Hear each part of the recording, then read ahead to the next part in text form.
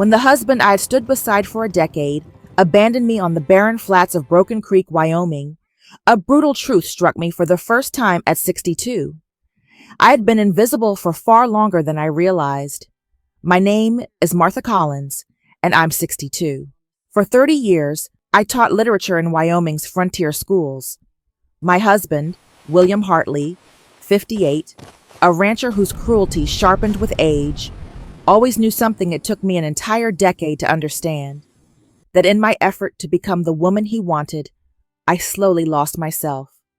I gave up teaching, surrendered my love for books, and worked tirelessly from sunrise to sundown, only to be repaid with cold, deliberate abandonment.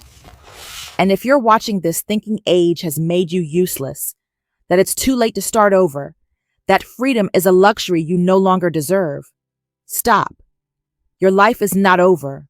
It's waiting for you to be brave enough to live honestly, to see your true worth, and to step into a new chapter, the most authentic one you will ever write. I should have known that morning would change everything. The signs were there in the way William slammed the kitchen door, in the set of his jaw as he watched me knead sourdough at the wooden counter, in the silence that stretched between us like the endless Wyoming prairie beyond our windows. "You're teaching again today," he said.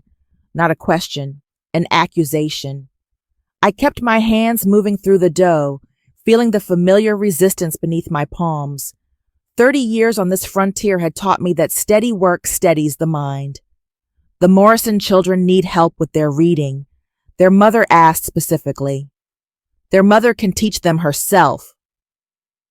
William poured coffee with more force than necessary, the tin cup clanging against the stove.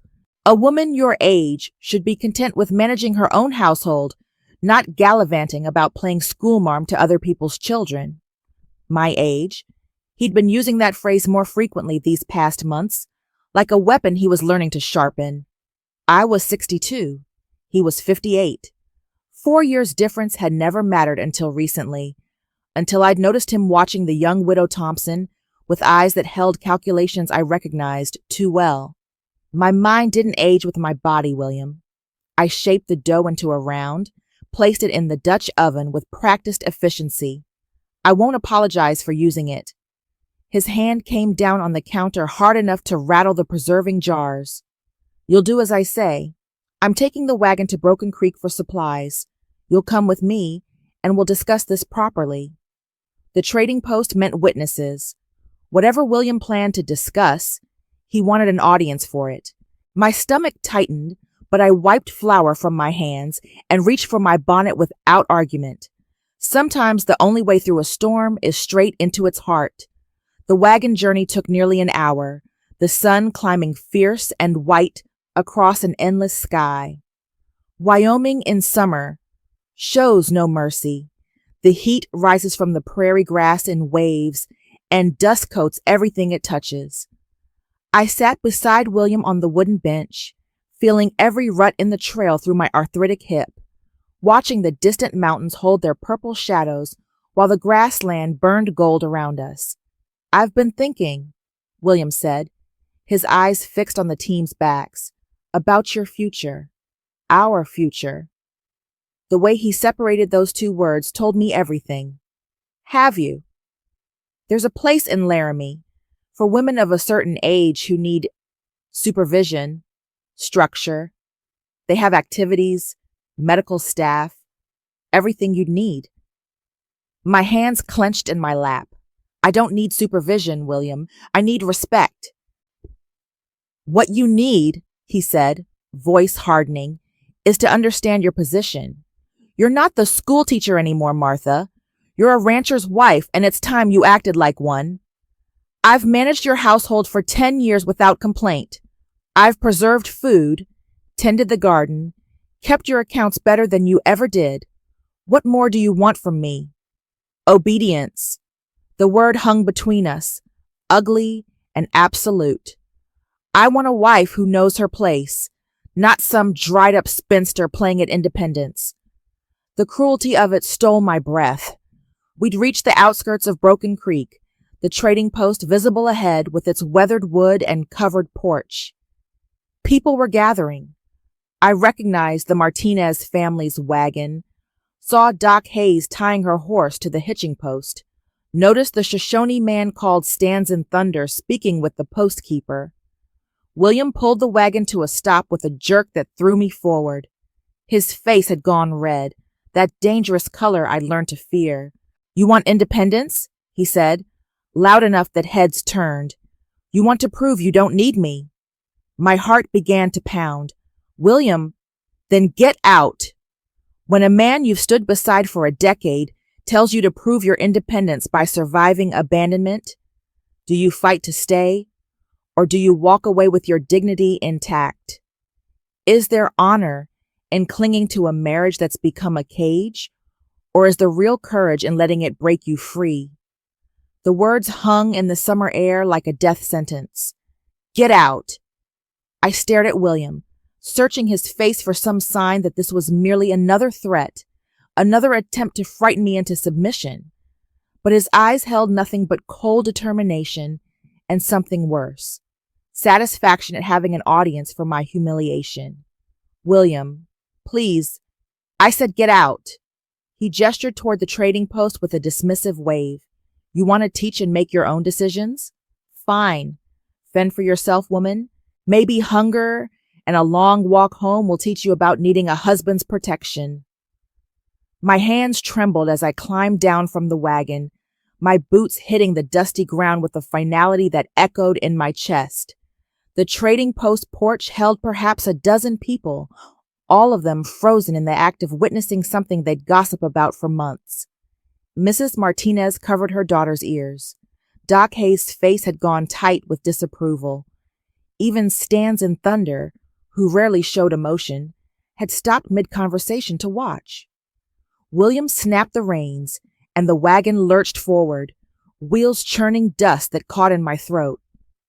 I watched him drive away, each rotation of those wheels taking with it any illusion I'd maintained about my marriage.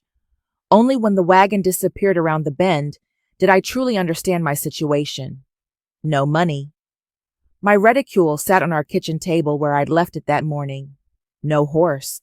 The ranch was 4 miles away across open prairie, a distance that would take hours on foot in this heat, if I didn't encounter wolves, or worse along the way. No friends close enough to impose upon for transportation. Most of the ranch wives I knew lived even farther out than we did.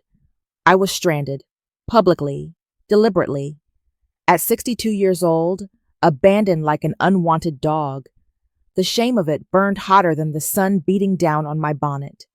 I sank onto the trading post bench, trying to gather my scattered thoughts, trying to ignore the pitying glances and quickly averted eyes of people who'd known me for years, but wouldn't risk William's displeasure by offering help. That's when I noticed the man sitting at the far end of the bench. He was perhaps 10 years older than me, dressed in a way that spoke of wealth, even in the frontier's rough context. A well-tailored coat despite the heat, polished boots, a white shirt that hadn't seen a day's hard labor. Dark glasses covered his eyes, and a white-tipped cane rested against his knee. A Chinese man stood nearby, clearly his driver or servant, waiting with the patience of long practice beside a wagon far finer than any in Broken Creek. "Pardon me, ma'am," the blind man said quietly, his voice cultured in a way that suggested Eastern education. I couldn't help but overhear. That was unconscionable. I managed to find my voice. "You're kind to say so. I'm Robert Whitmore."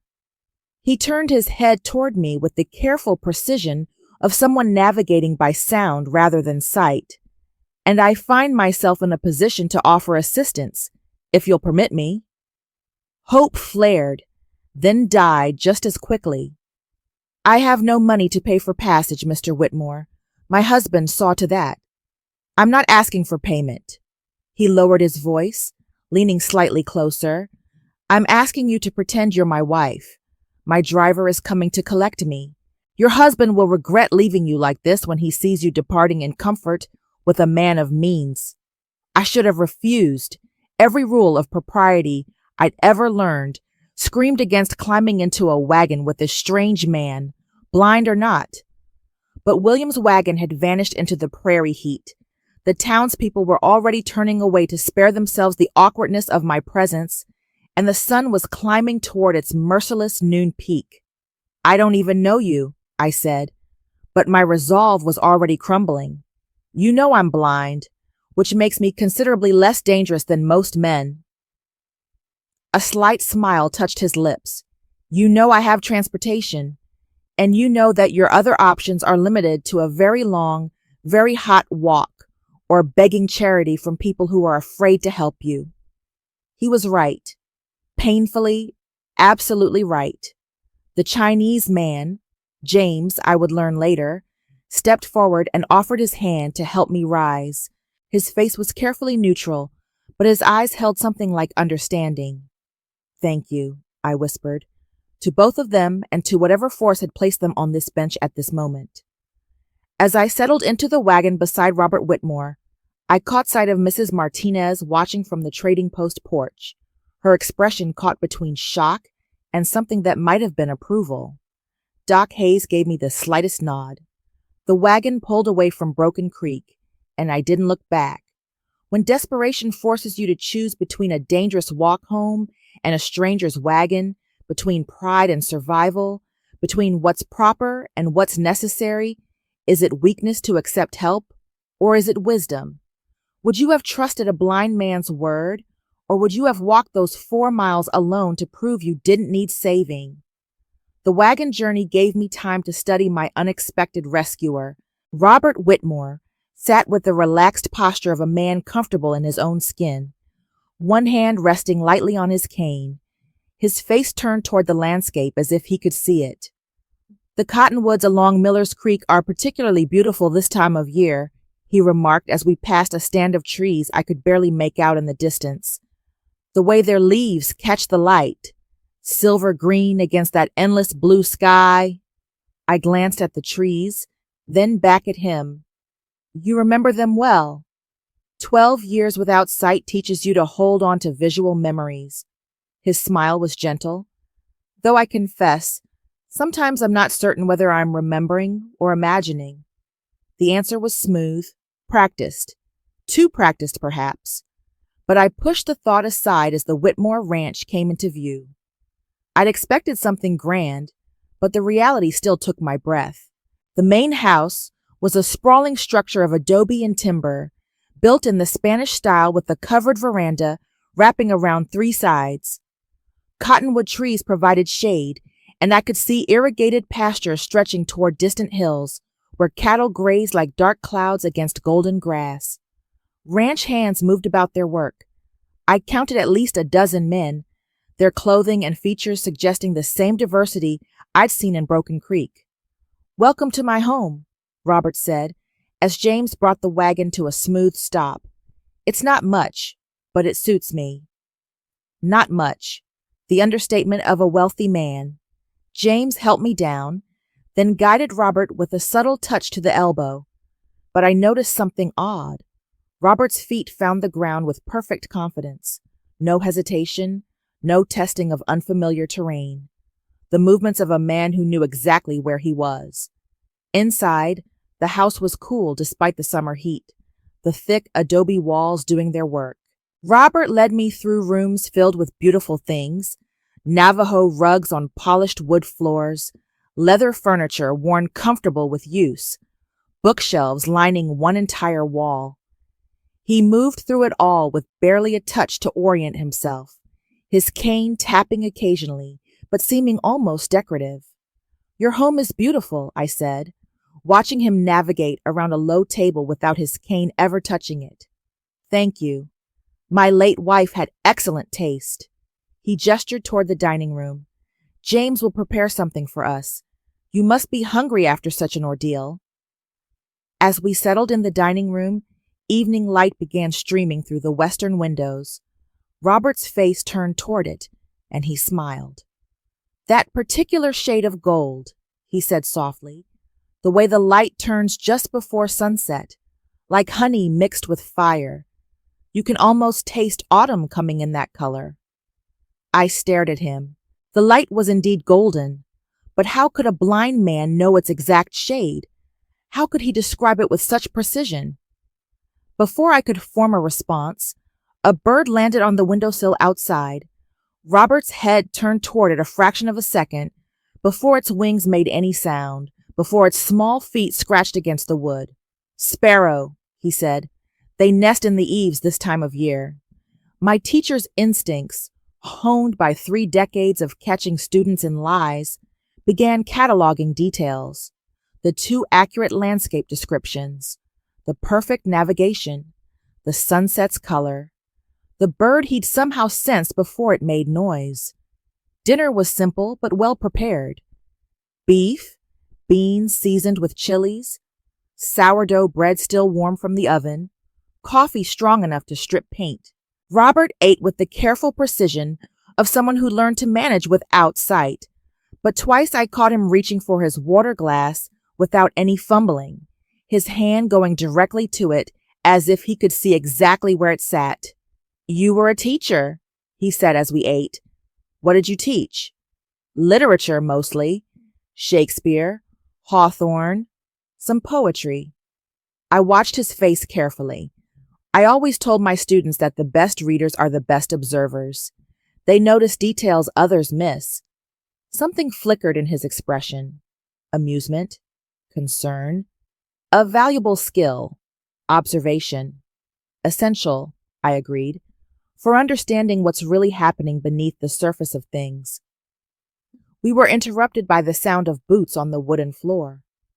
A woman strode into the dining room with the confidence of someone who belonged there. Tall, dark-haired, perhaps in her early 40s, dressed in practical riding clothes that had seen real work. "Father." She stopped short upon seeing me, her eyes narrowing. "James mentioned you'd brought a guest. Sarah, this is Martha Collins." Robert's voice carried a note of warning. "Mrs. Collins, my daughter Sarah. She manages the ranch operations." Sarah's gaze moved between us, calculating, suspicious. "How lovely to meet you, Mrs. Collins. Though I confess I'm surprised. Father rarely brings anyone home, especially not—" She paused delicately. "Unexpected guests." "Mrs. Collins found herself in difficult circumstances," Robert said firmly. "I offered assistance." "How charitable." Sarah's tone suggested she found it anything but. "And how long will Mrs. Collins be staying?" The question hung in the air, pointed as a knife. I set down my fork, suddenly aware that I'd walked into a situation far more complex than a simple rescue. I spent the night in a guest room that spoke of comfort I hadn't known in years. A real feather mattress, clean linens that smelled of lavender, windows that caught the morning light across endless prairie. But I barely slept. My mind kept circling back to those inconsistencies, cataloging them the way I'd once cataloged students' excuses. Breakfast found Robert already at the table, James serving coffee and eggs. A newspaper lay beside Robert's plate, and I watched as his fingers traced across the page in what should have been a blind man's careful exploration. "Interesting news from Denver," he commented. "They've printed the cattle prices in a new format this week, 2 columns instead of 3. My hand froze halfway to my cup. A blind man might have someone read him the prices, but he wouldn't notice the layout change, wouldn't care about columns he couldn't see. "The format bothers you?" I asked carefully. He caught himself, a flicker of something crossing his face. "James mentioned it. I prefer consistency." The recovery was smooth, but I'd seen the slip. After breakfast, Robert offered to show me the ranch properly. We walked through the morning coolness, past corrals where Mexican vaqueros worked horses with practiced skill, past the bunkhouse where men of various origins prepared for the day's work. Robert's cane tapped occasionally, but his feet never hesitated on the uneven ground. "Your ranch hands seem quite diverse," I observed. "Good men work hard regardless of where they're born." He gestured toward the distant hills. "Those mountains, can you see how the shadows pool in the valleys? Like spilled ink." I could see it. Exactly as he described. Too exactly. In the garden behind the house, surrounded by native plants and carefully tended vegetables, I decided to test him directly. "What color are those flowers?" I asked, pointing to a patch of blooms without saying where. "The blue ones?" His head turned toward them without hesitation. "Wild lupine. Sarah planted them last spring." He'd known which flowers I meant without me indicating direction, without any sound to guide him. As we sat on a stone bench, a hawk launched from a fence post 50 yards away. Robert's eyes, hidden behind those dark glasses, tracked its flight across the sky, his head moving in perfect synchronization with the bird's path. "Beautiful morning for hawks," he murmured, then seemed to realize what he'd done. "I can hear their wing beats." No one could hear a hawk's wings from that distance. Not even with 12 years of compensating for blindness. I'd taught literature for 30 years. I knew performance when I saw it. I knew the difference between truth and carefully constructed fiction. And Robert Whitmore was performing blindness the way a skilled actor performs a role, mostly convincing, but with small moments where the mask slipped. The question was why. What did a wealthy rancher gain from pretending he couldn't see? And more importantly, what would happen when I confronted him with what I knew? I thought of William, of being stranded at that trading post, of having nowhere else to go. I thought of Sarah's suspicious eyes in the comfortable bed I'd slept in, safety ward with truth in my chest. But I'd spent too many years teaching students that honesty matters, that truth has value even when it's uncomfortable. I couldn't ignore what I'd seen just because acknowledging it might cost me shelter. "Mr. Whitmore," I said quietly, my heart pounding, "I need to ask you something, and I need an honest answer." He went very still. "Yes, Mrs. Collins, how long have you been able to see? When you catch someone in a lie, someone who's shown you nothing but kindness, someone whose deception doesn't seem to harm you, do you confront them and risk losing everything? Or do you stay silent, accept the comfortable fiction, and become complicit in whatever truth they're hiding? Is honesty always worth the cost? The silence stretched between us like the prairie itself, vast, uncomfortable, impossible to ignore. Robert's hands tightened on his cane, and for a long moment I thought he might continue the performance, might offer some elaborate explanation about heightened senses or lucky guesses. "Mrs. Collins," he began carefully, "I'm not sure what you're suggesting." "Mr. Whitmore." I kept my voice gentle but firm, the same tone I'd used with students who were digging themselves deeper into lies. I taught adolescents for 30 years. I know when someone is performing. You tracked that hawk's flight with your eyes. You knew which flowers I meant without any indication of direction. You described the newspaper's layout change. His jaw tightened. Coincidence? Memory? Please don't insult my intelligence by continuing this. I leaned forward slightly. I'm not asking out of judgment.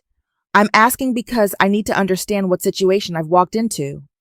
Something in my tone, perhaps the lack of accusation, perhaps simple exhaustion, made him surrender.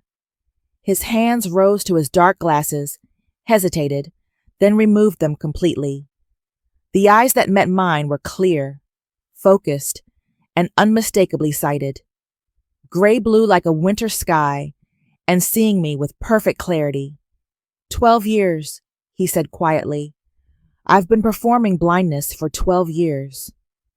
The admission hung in the mountain air between us. I should have felt vindicated, but instead I felt only a strange sadness for whatever had driven a man to such an elaborate deception. Why?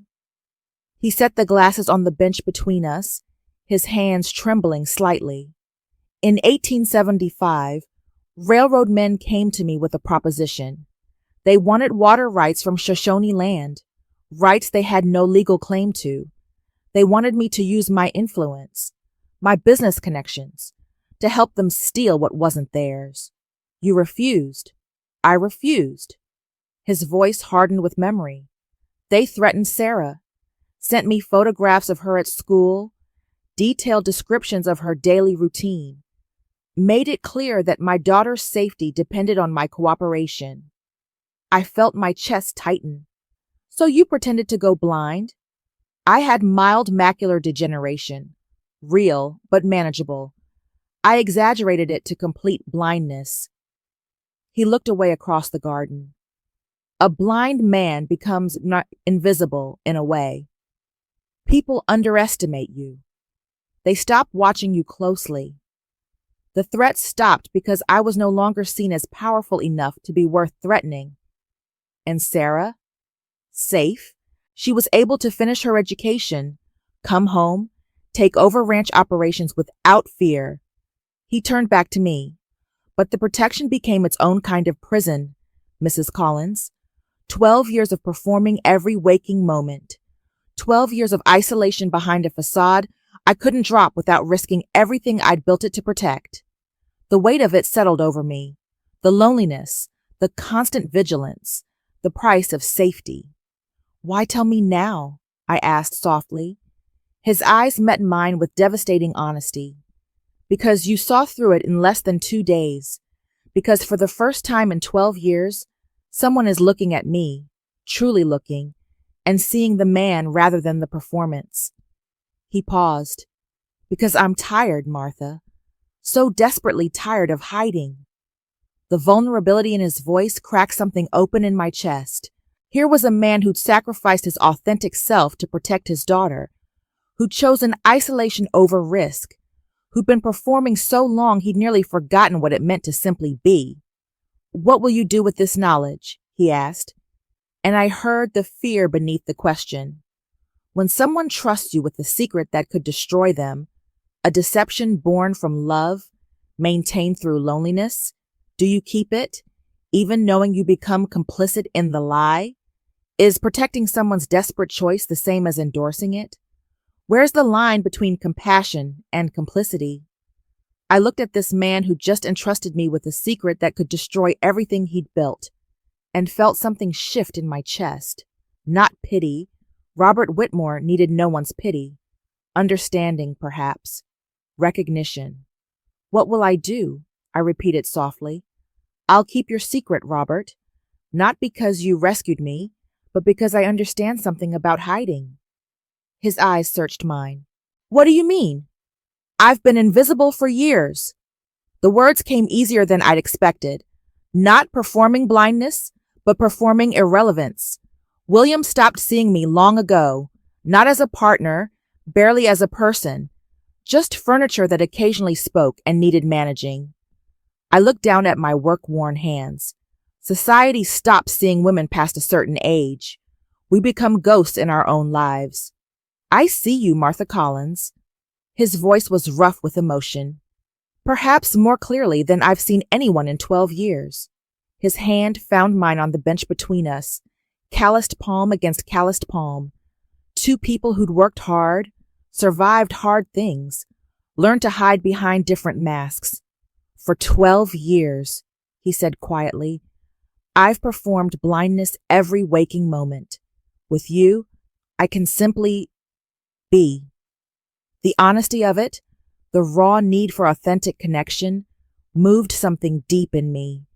When he leaned forward, I didn't pull away. The kiss was gentle, tentative, not the passion of youth, but something deeper. The tenderness of two people who learned that time was precious and honesty rarer still. When we parted, I found myself smiling despite everything. Well, that complicates matters. Does it? His thumb traced across my knuckles. Or does it simplify them? Father. We both turned. Sarah stood at the garden entrance, frozen in an expression of pure shock. Her eyes moved from her father's face, glasses off, eyes clearly focused on me, to our joined hands, to the obvious intimacy of the moment. Sarah, Robert began, you're not blind. Her voice was flat, dangerous. She knows you're not blind. She figured it out herself. Robert didn't release my hand. In less than 2 days. And I trust her, Sarah. Trust her? Sarah's laugh was sharp. You've known her 48 hours. Do you have any idea what's at stake? The ranch, the business relationships, everything we've built on the foundation of your supposed disability? Built on a lie, Robert interrupted firmly. A lie I'm tired of maintaining. Sarah's gaze swung to me, calculating and cold. What do you want, Mrs. Collins? Money? A share of the ranch? Name your price for silence. The accusation stung, but I understood it. A daughter protecting her father, seeing only threat in a stranger's sudden appearance. I want nothing, I said quietly, except perhaps the same thing your father wants, to be seen as I actually am, not as someone else's convenient fiction. Something flickered in Sarah's expression. Surprise, perhaps, or reluctant understanding. She looked at her father, really looked, and seemed to see something she'd missed before. The happiness in his face, the way he sat straighter, breathed easier, existed more fully without the weight of a constant performance. This changes everything, Father, she said finally, her voice softer but still wary. If she knows, who else might discover the truth? Then perhaps, Robert said, his hand tightening around mine, it's time to stop hiding. When you find unexpected love in your 60s, real, honest connection that asks you to risk everything comfortable and safe, do you choose happiness over security? Is it selfish to pursue your own joy when it might endanger those who depend on you? At what age do you stop living for others and start living for yourself? The next morning brought an unexpected visitor. I was helping Sarah review the ranch accounts, an olive branch of sorts, her way of accepting my presence, when James appeared at the study door, his usually calm face troubled. Sir, there's a gentleman from Denver asking to see you. Says it's urgent. Victor Kane from the Rocky Mountain News. Robert's face went carefully neutral, but I saw his hand tighten on the desk edge. Show him in. Victor Kane was perhaps 45, dressed in the Eastern style that marked him as an outsider. Pressed suit, polished shoes, a leather satchel under one arm. His eyes were sharp, observant, missing nothing as he took in the room, Robert's position, Sarah's protective stance beside her father. Mr. Whitmore, he didn't offer his hand. I'll be direct. I'm writing a feature article about inconsistencies in your claimed disability. I'm here as a courtesy to give you opportunity to respond before publication. He pulled papers from his satchel, spread them across Robert's desk. I moved closer, reading over Robert's shoulder. The convenient blindness of Robert Whitmore. Philanthropy, privacy, or fraud? The article was thorough, damning. Interviews with former ranch hands describing moments when Robert had reacted to visual stimuli. Medical experts questioning the consistency of his symptoms. A timeline of public appearances with annotated photographs highlighting suspicious behaviors. And there, in the center of the page, a photograph of Robert and me at the trading post. My face was partially visible, enough to be recognized by anyone who knew me. You have testimony from 7 former employees, Sarah said, her voice tight with controlled anger. Disgruntled men with axes to grind. I have evidence, Miss Whitmore. Victor's tone was professional, not unkind. Substantial, documented evidence. I'm not here to destroy your father. I'm here because the truth matters. The truth. Robert's voice was quiet. And what truth do you believe you found, Mr. Kane? That you've been deceiving the public for over a decade, that your blindness and the sympathy and advantage it's afforded you may be considerably exaggerated, if not entirely fabricated. The silence that followed felt like standing on a cliff edge. Sarah looked ready to call lawyers, to fight with every resource at their disposal. Victor Kane waited, professional patience masking what I suspected was genuine curiosity about how Robert would respond.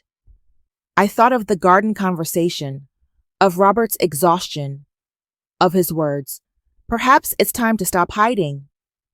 "How long do we have?" I asked quietly. Victor turned to me, seeming to notice me fully for the first time. I publish in 3 days. I'm offering Mr. Whitmore the chance to provide his perspective before then. And if we don't respond, Sarah demanded, then I publish what I have, which is considerable. After Victor left, Sarah paced the study like a caged mountain lion. We fight this. Hire lawyers. Discredit his sources. We can... No. Robert's voice was firm. He looked at me, and I saw the decision already made in his eyes. Martha, what would you do? I thought carefully before answering. The truth will come out eventually, Robert. It always does. The question is whether you control how it's told or whether someone else does. You're suggesting we admit it? Sarah's voice rose. Confirm everything he suspects? I'm suggesting, I said gently, that your father has been hiding for 12 years, that the cost of that hiding has been enormous, and that perhaps being exposed isn't the worst thing. Perhaps it's an opportunity. Robert stood, moved to the window overlooking his land. There's a town meeting tomorrow evening. Father Miguel holds them monthly at the church. He turned back to us. We tell them everything. On our terms. With honesty. Father, it's time, Sarah. His voice was gentle but absolute. Tomorrow evening. The town meeting. We tell them everything. The morning of the town meeting dawned clear and merciless. The kind of Wyoming day where you could see forever across the prairie and had nowhere to hide from the sun or from truth. I found Robert in his study before dawn, papers scattered across his desk, notes for what he would say, crossed out and rewritten a dozen times. Without his dark glasses, the exhaustion showed clearly in his face. I don't know how to begin, he admitted. How do you confess 12 years of deception to people who trusted you? With honesty. I sat beside him, and by explaining why. They may not forgive, but they'll understand the difference between malice and protection. Sarah entered, carrying coffee, her face set with the determination I'd seen when she managed difficult ranch business. If you're doing this, Father, I'm standing beside you, whatever comes. The simple declaration seemed to steady him. James appeared in the doorway, his usual silent presence somehow reassuring. Mr. Whitmore, James said quietly, I've known your secret for 12 years. I'll stand with you through the truth. By midday, unexpected support had emerged. Doc Hayes arrived with the message that she'd speak on Robert's behalf if needed. Father Miguel sent word that the church was prepared, that he'd moderate the meeting with fairness and compassion. But as we prepared to leave for town, the weight of what we faced settled over me like a physical thing. This wasn't just Robert's confession. It was mine, too. Standing beside him publicly meant claiming our connection, accepting whatever judgment the community would render on a woman who'd left her husband and taken up with a wealthy rancher within days. You don't have to come, Robert said, reading my hesitation. This isn't your burden to carry. Yes, it is. I tied my bonnet with steady hands, despite my racing heart. If we're choosing honesty, then I choose to be honest about standing with you. The wagon ride to Broken Creek felt both endless and too short. The church came into view, and my breath caught. Wagons and horses filled every available space. The entire town had turned out. Ranchers and shopkeepers, vaqueros and their families, Shoshone observers, Chinese merchants, everyone who called this corner of Wyoming home. And there, near the church steps, I spotted William's wagon. He stood talking with several other ranchers, his posture smug, clearly expecting to witness my complete humiliation. Inside, the church was packed beyond capacity, people standing along the walls and crowding the doorway. The air was thick with summer heat and human tension. I recognized faces, Mrs. Martinez with her daughters, the trading post keeper, ranch hands I'd seen at the Whitmore place, townspeople who'd witnessed my abandonment just days ago. Stands and Thunder sat near the front with several other Shoshone. their presence a reminder that Robert's choices had affected more than just Anglo settlers. Their water rights, their land boundaries, their relationship with the Whitmore Ranch, all had been shaped by Robert's decisions during those railroad conflicts. Father Miguel stood at the front, his weathered face calm and compassionate. "Friends and neighbors," he began in his accented English, "we gather tonight because Mr. Whitmore has asked to address the community on a matter of importance. I ask that we listen with open hearts and minds." The crowd settled into restless silence. Victor Kane sat in the back row, notebook open, pencil ready, a reminder that whatever happened here would be recorded, published, made permanent. Sarah took her father's arm as we moved toward the front. I walked beside them, feeling every eye in the room track our progress. William's face had gone from smug to confused as he registered my presence with Robert, my obvious choice to stand publicly with the man who'd rescued me. We reached the front. Robert removed his dark glasses, tucking them into his pocket with a finality that made my throat tight. His eyes swept across the assembled crowd, seeing them, all of them, with perfect clarity. Father Miguel gestured for him to speak. Robert stood, faced the people who'd known him for years, and began. "My friends and neighbors, I have lived a lie for 12 years. When someone you care about faces public judgment for their mistakes, do you stand beside them and share their shame? Or do you protect yourself by staying silent? Is loyalty about supporting people only when they're right, or especially when they're wrong? At what cost to your own reputation would you defend someone else's truth?" Robert's voice carried clearly through the packed church, steady despite the weight of what he was revealing. 12 years ago, railroad men threatened my daughter's life because I refused to help them steal water rights from Shoshone land. I had mild vision problems, real but manageable. I exaggerated them to complete blindness, believing that a blind man would be left alone, considered too weak to be worth threatening. The church erupted. Voices overlapped. Shock, anger, disbelief. I felt Robert's hand find mine, squeeze once for courage. "You lied to us," someone shouted from the back. "For 12 years," another voice added. "I did." Robert didn't flinch from the accusation. I performed blindness every waking moment to protect my daughter and to maintain the peace I'd bought with that deception. I'm not asking forgiveness. I'm offering truth. William stood abruptly, his face flushed with vindication. "This fraud has been courting my wife. She's been living at his ranch, complicit in his lies." The words hung in the air, ugly with implication. I felt every eye turn toward me, judgment and curiosity mixing in their gazes. I stood, my voice clear despite my pounding heart. "I'm not your wife in any way that matters, William. You abandoned me publicly with no resources, no protection. Robert Whitmore treated me with dignity and honesty. That's the only complicity I claim." Doc Hayes rose from her seat, her practical voice cutting through the murmurs. "William Hartley, you left your wife stranded at the trading post like unwanted baggage. That's the only scandal I see here. As for Robert," she turned to face the crowd, "he's funded the clinic that treats all of you regardless of ability to pay. He's negotiated fair water rights that benefit every ranch in this valley. His eyes don't change those facts." Father Miguel stepped forward, his weathered face compassionate. "Who among us hasn't hidden some truth to protect those we love? Robert Whitmore stands before us now, vulnerable and honest. That takes more courage than maintaining comfortable lies." Then Stands and Thunder rose, his presence commanding immediate silence.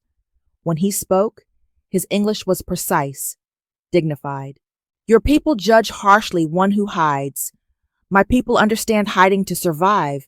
The railroad men who threatened this man's daughter would have taken our water too. He stood with us then, refused their gold, protected our rights when he could have profited from betraying us. We stand with him now." The Shoshone elder's words shifted something in the room.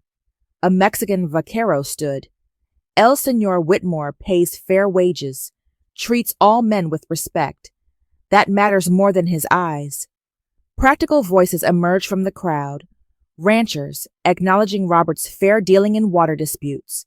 Shopkeepers noting his honest business. Families remembering help in hard times. Victor Kane stood, all eyes turning to the journalist. Mr. Whitmore? I came seeking a scandal. I found a human story. Imperfect, complicated, but ultimately honest. I'll write it fairly. The tension in the room began to ease, not into forgiveness exactly, but into something more valuable, understanding. People might not approve, but they could see the difference between malicious fraud and desperate protection. William tried once more. He deceived everyone. You can't just... William, Doc Hayes' voice was sharp. Your cruelty is the only deception that troubles me. Sit down. The dismissal was absolute. William sank into his seat, his face mottled with humiliation as he realized the community's judgment had turned not against Robert, but against him. Father Miguel addressed the crowd. Does anyone here believe Robert Whitmore should be cast out from our community? Silence. Not approval, but not condemnation either. The pragmatic acceptance of a frontier town that valued actions over appearances. Robert's hand tightened around mine as we walked down the aisle together. The crowd parted, faces showing everything from disapproval to sympathy to respect. But they parted. They let us pass. Outside, under the vast Wyoming stars, Robert finally breathed freely. It's done, he whispered. It's begun, I corrected, and kissed him under the endless sky. 2 weeks after the town meeting, Robert and I returned to the trading post where everything had begun. James drove us in the wagon, then discreetly made himself scarce, checking harnesses that needed no checking. The wooden bench where Robert had first whispered his offer still sat in the shade of the porch. I settled onto it, remembering the woman I'd been that day. Humiliated, stranded, certain my life had reached its bitter end at 62.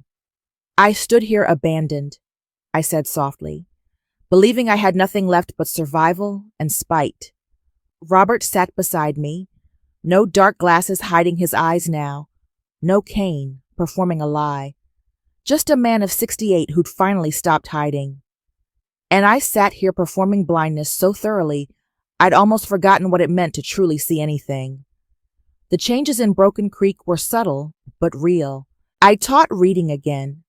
Not just Anglo children, but any child whose parents wanted education. Mexican, Shoshone, the Chinese merchant's daughter, all learning together in the church on Tuesday and Thursday mornings. Robert managed his ranch openly, his competence no longer hidden behind supposed disability. William had remarried within a week, a woman 30 years his junior who'd already discovered his cruelty and left him within a month. His standing in the community had diminished not because of scandal, but because people had finally seen what I'd known for years. His character was built on control, not strength. Several business partners had quietly ended their associations with him. I felt no satisfaction in his downfall. I'd moved beyond revenge into something more valuable, indifference. Sarah asked me yesterday when we're getting married, Robert said, a smile playing at his lips. She's already planning how to combine the ranch operations. She thinks we should keep both properties running separately, but coordinate water rights and cattle drives. Practical woman, she gets that from you. She gets it from her mother. He turned to face me fully, taking my weathered hand in his.